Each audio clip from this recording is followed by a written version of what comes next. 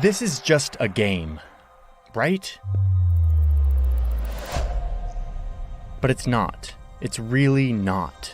It's so much more than that.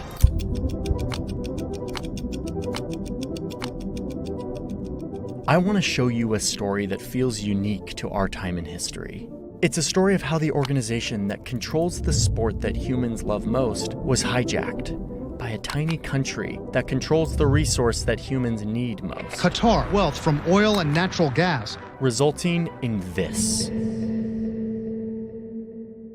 A World Cup held in the desert, in a country built off fossil fuels and foreign labor, with a citizen population the size of Honolulu, Hawaii.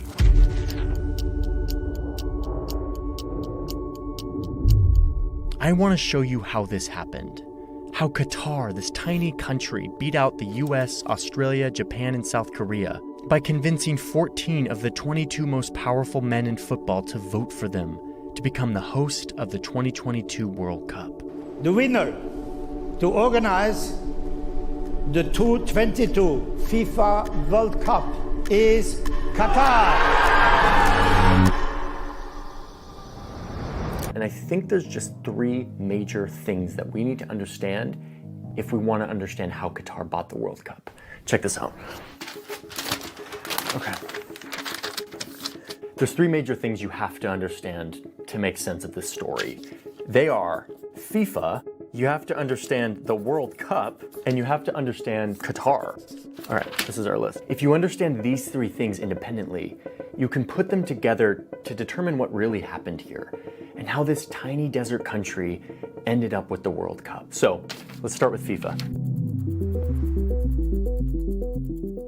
FIFA was started by 7 European nations in 1904. The original goal here was to help organize matches for association football, which is football, it's the thing we all know. But it was here in Europe in the early 1900s when the modern authority for football was born, and born in pretty humble beginnings.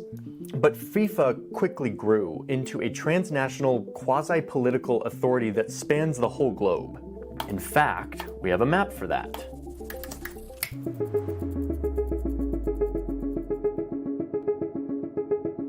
So this is FIFA today. It is massive. It represents 211 countries or associations that all belong to this one giant sporting organization.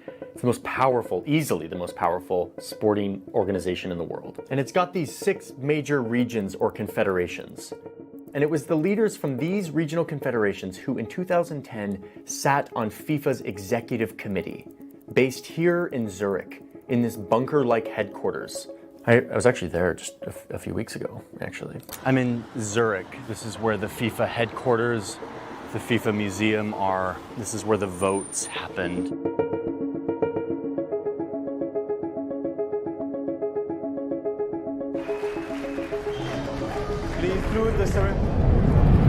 The 24 most powerful men in football, the ones who would go on to decide who would be the host of the 2022 World Cup.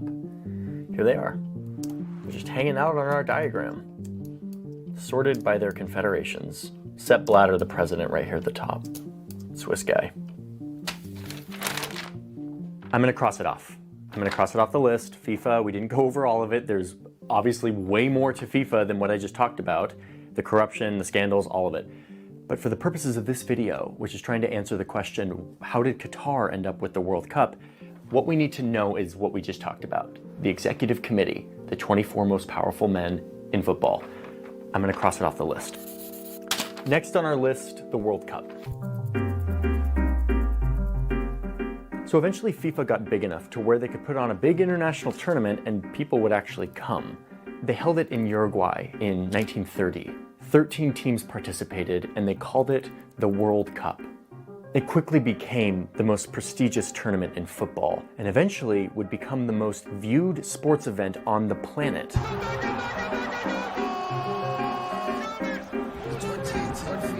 Beating out even the Olympics if you consider that 1.1 billion people, like a decent chunk of the entire global population, were simultaneously watching in 2018 when France beat Croatia in the World Cup final in Moscow.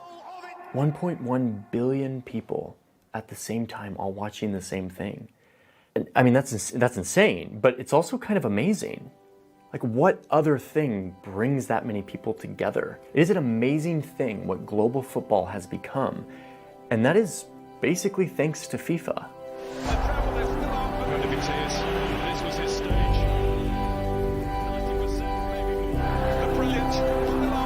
Sport has the power to inspire and unite people. I mean, I'm immediately like actually almost crying. Like, this is beautiful stuff. Look at this. Look at this guy. Look at this. These moments of like amazing like performance, and then the reaction of these crowds. But it must be noted that when you have this much attention on one event, 13% of the entire global population watching at one time, it will quickly become less about the beauty of this game and more about, I mean, you know what I'm gonna say, more about money. With so much attention, corporations pay endless money to get their logos anywhere near this stuff. Here, or here, or here. Okay, that's not that surprising. What blows my mind is how far governments will go to also pay endless money to get anywhere near the World Cup. Not because they make money in return like the corporations. They always end up losing tons of money, but because there's a power in having the entire world focused on your country for a few weeks. I mean, look at this. Look at this. We plotted this, actually. We found this data. Every 4 years there's a World Cup, and this is how much each of these countries have spent on their World Cup. These are, again, taxpayer money here. This is government money being invested into hosting the World Cup. Throw this sucker onto a bar chart, and you get something like this. Like, it's getting out of hand. Like, every year they spend more and more and more. Oh, and spoiler alert, wait till I show you this graph with Qatar in the mix. Minds will be blown, I can promise you that. The point is that countries are willing to pay more and more to get the World Cup in their country, a moment for them to put their best foot forward on a global stage. This is what we like to call soft power. Okay. I am crossing the World Cup off of our list, not because I covered every angle of it, but because for the purposes of this story, this is what matters. Countries are more and more willing to pay unlimited amounts of money to try to get this event in their country because a billion people are gonna watch it and it makes them look good. Okay? We're crossing it off.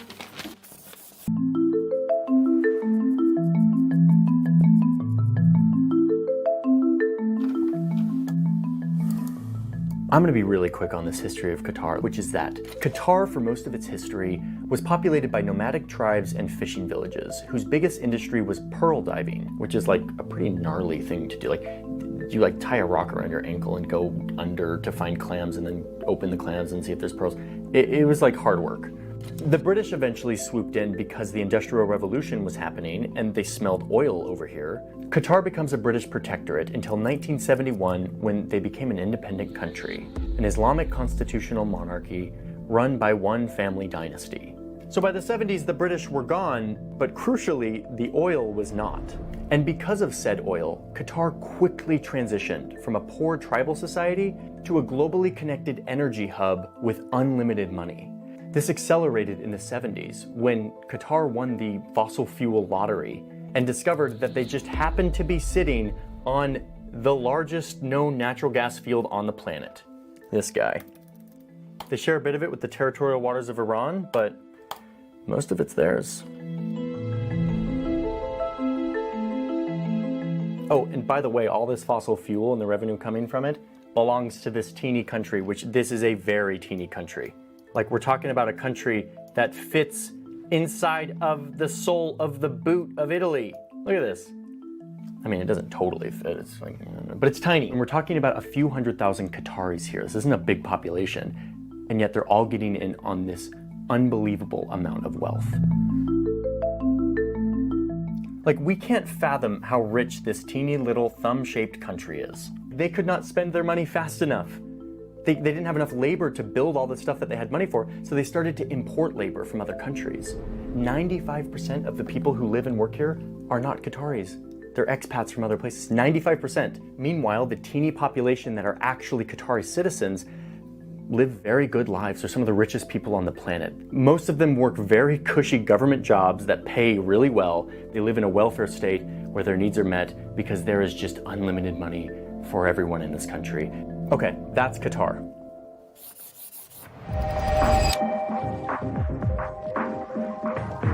So this is the moment where the three pieces of our puzzle come together.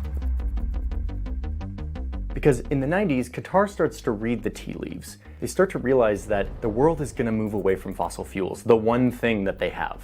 Their gravy train is going to come to an end in a few decades. It's time to prepare for the future, said Qatar, by investing their billions and billions, hundreds of billions of extra dollars into anything and everything that is not fossil fuels.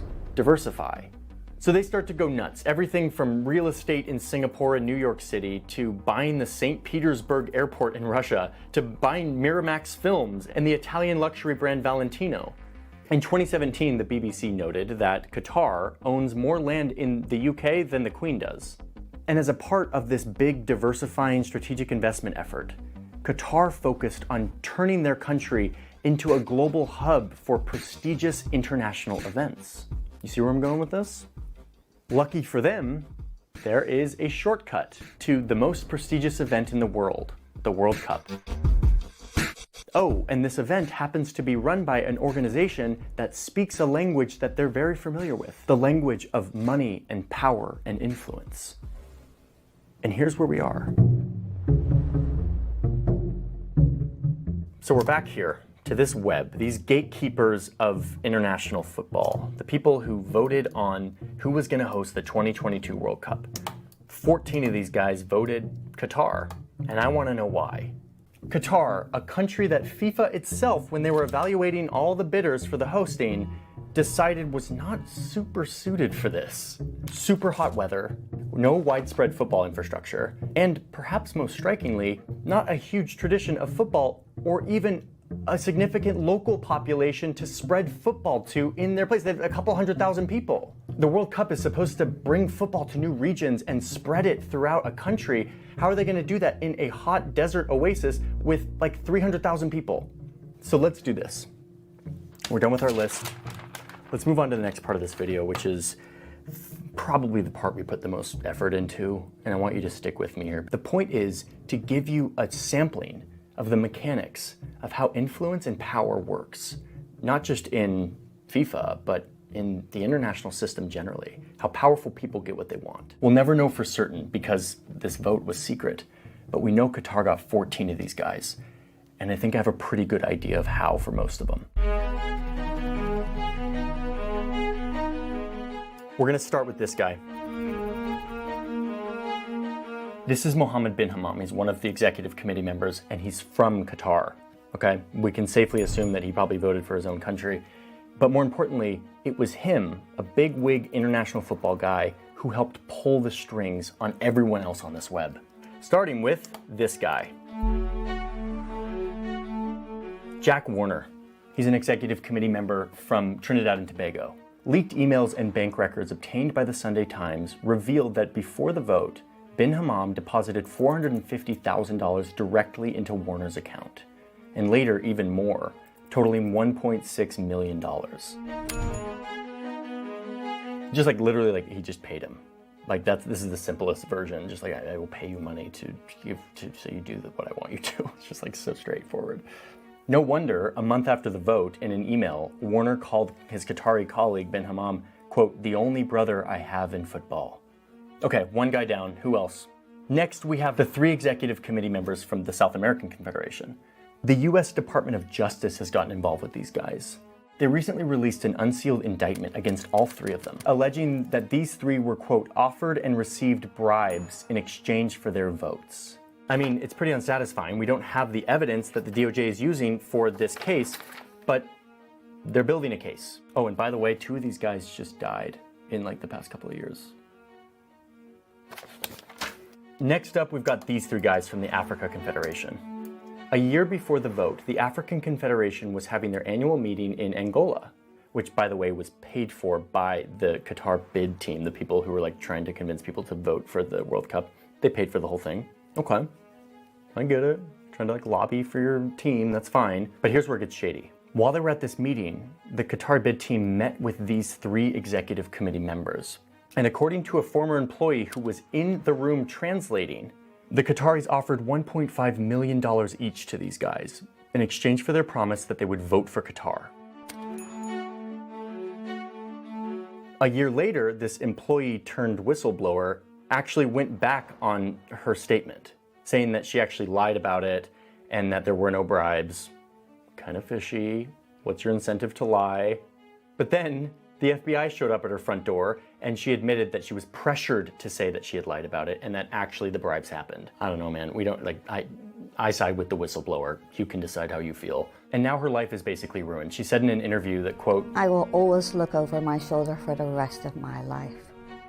Oh, okay, and while we're talking about this, one of those three guys that apparently got $1.5 million was later filmed by undercover reporters negotiating an $800,000 bribe in exchange for his vote. Like smoking gun evidence. Same thing happened to this guy, the executive committee member from the Oceania region. And they actually got disqualified from voting. So these two guys didn't actually vote. So we're now down to 22 EXCO members. Let's keep going.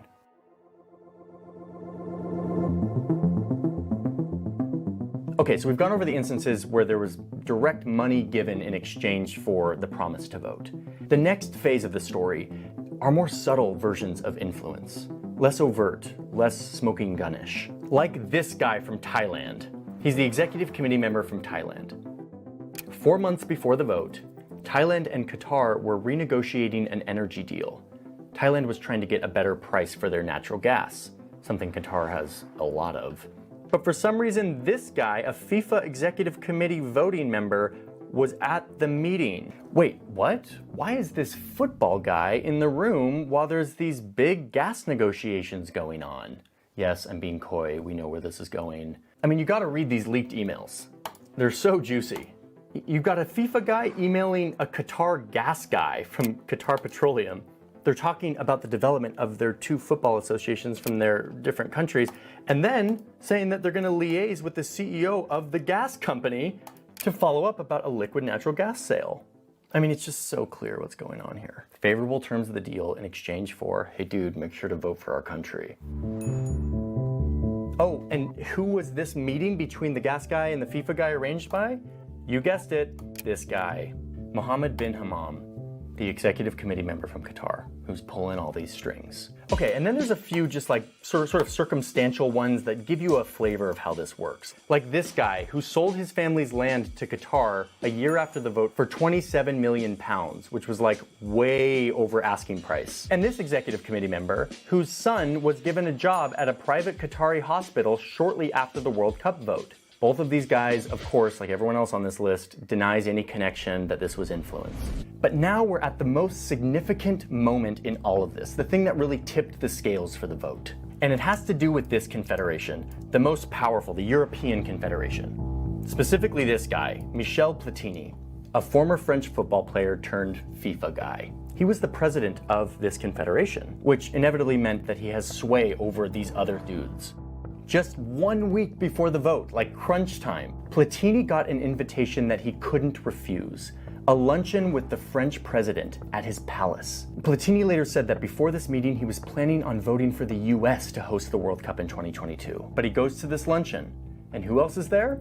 No big deal. Just these two guys, the most powerful dudes in Qatar. One of them the prime minister of Qatar and the other the current emir of Qatar. From like the old dynasty family. It's important to remember the context here, like what's happening. This is 2010. The world has just been rattled by a global financial meltdown. And the president of France, Sarkozy, is stressed. And he's in the room with the leaders of Qatar who are not nearly in the same financial trouble. See the section before about unlimited amounts of money thanks to fossil fuels. And it's clear that these Qataris want something that the Frenchmen in the room can deliver them. A vote for their country to host the World Cup, something they really want. According to sources close to this meeting, Sarkozy flat out told Platini to vote for Qatar. Why? Well, we'll never know. But it's clear that he wanted a few things from Qatar. In this same meeting, Sarkozy told the Qataris that he wanted Qatar to buy the French football team Paris Saint-Germain, which happens to be Sarkozy's favorite football team, and at the time was in financial ruin.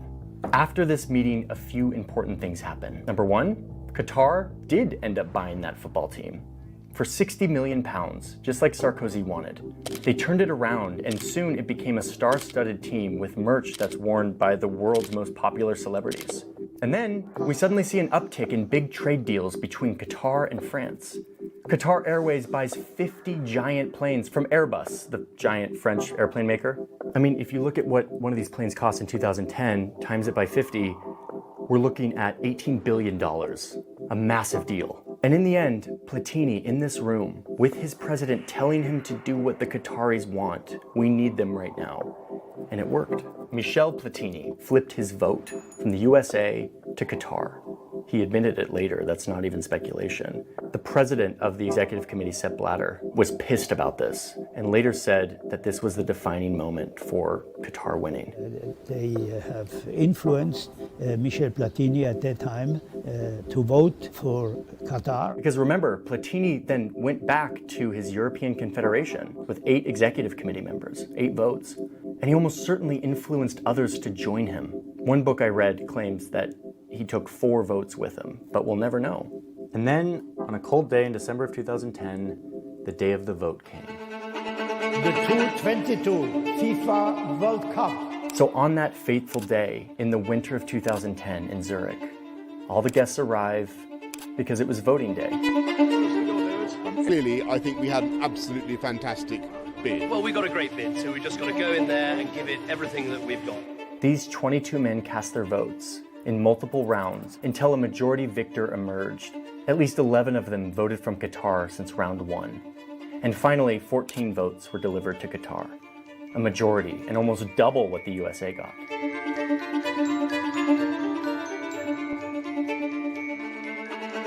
So yeah, that's how it went down. That's how it went down. Like, look, we'll never know exactly what happened. A lot of this stuff we know because it leaked out and we were able to put it all together. But the fact is, every one of these men has been involved in some corruption investigation. I mean, it's no surprise that this stuff happened, and probably so much more. FIFA is corrupt to the core. Qatar didn't make this happen. Qatar just saw an organization that spoke their language, the language of unlimited money. And they used that to get what they wanted, to prepare for the future, to diversify, to get the world to look at them. It is the biggest event in the world. So no, this isn't just a game. The reason why all of this matters is because football can be a beautiful thing. No matter what language someone speaks, or their politics, or their god, or whatever, they have this universal language, this game. A global culture full of screaming and cheering and crying and pride and identity. It's ridiculous, yet so beautiful, so uniquely human. And in a very real way, football is a mirror to the world. What's acceptable here in this most revered sport is what's acceptable everywhere. So, by using money and influence to get the bid for the World Cup, Qatar showed us just how power works in our world. They showed us who really matters and who doesn't, and validated an old idea that the rules of fair play don't really matter if you have enough money. Hey, thanks for watching and for sticking around till the end of the video. This is just the first of 2 videos we made on this topic. The next video publishes soon, and it's kind of the next chapter of the story of what happens after Qatar gets hold of the World Cup and they have to build all this infrastructure.